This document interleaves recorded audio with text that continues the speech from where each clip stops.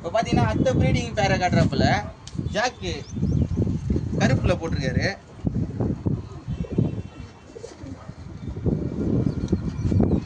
என் friend Jayaraj வந்து நாங்கள் school படிக்கும் போதுலேருந்தே புறா வச்சுருந்தான். அவன் தம்பி இப்போ தான் வச்சுருக்கான். எனக்கு இப்போ தான் தெரியும் அவன் புறா வச்சுருக்கான்ட்டு.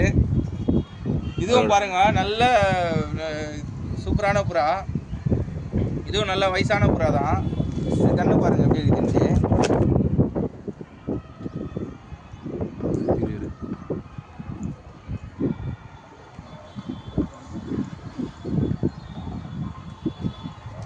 ஓல்டு பேர்டு தான், எல்லாம் ஓல்டு பேர்டு தான். நல்லா இருக்குது லைனு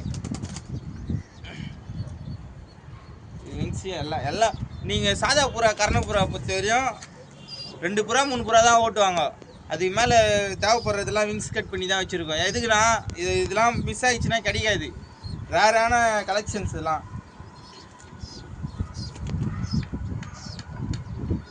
எல்லாம் நல்ல கண்டிஷனாக இருக்குது. இதுக்கு போட்ட ஃபீமேலில் காட்டுறேன். இது ஆண். இது வந்து ரெக்கையிலையும் வெள்ளை இருக்குது பாருங்க. ரெக்கையிலையும் வெள்ளை, வால்லையும் வெள்ளை, தலையிலையும் வெள்ளை.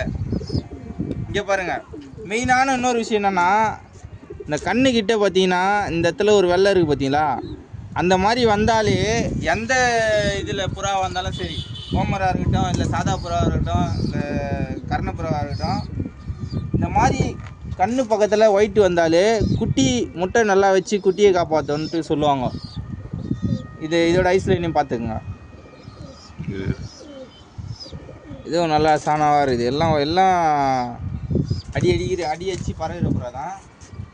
இதோட விங்ஸை பாருங்க. எல்லாம் விங்ஸில் எல்லாம் துடிப்பு இருக்குது பார்த்தீங்கன்னாலே தெரியும். வைப்ரேஷன், நல்ல வைப்ரேஷன் இந்த புறா கிட்ட இருக்குது.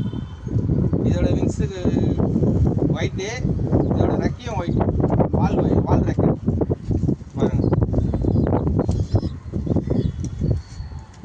நல்லா சூப்பராக இருக்குது. தலையிலையும் ஒயிட் வந்துருக்கு லைட்டாக. நல்ல புறா சூப்பராக இருக்குது. அதுக்கு இப்போ தான் முட்டை வச்சிருக்கு, இன்னும் குட்டி போடல. இப்போ தான் முட்டை வச்சு அடை காத்துனுக்குறாங்க. அடுத்த பேர்டு பார்த்தீங்கன்னா இது வந்து சாதா புறாவாம். கட் பண்ணிடுறேன்.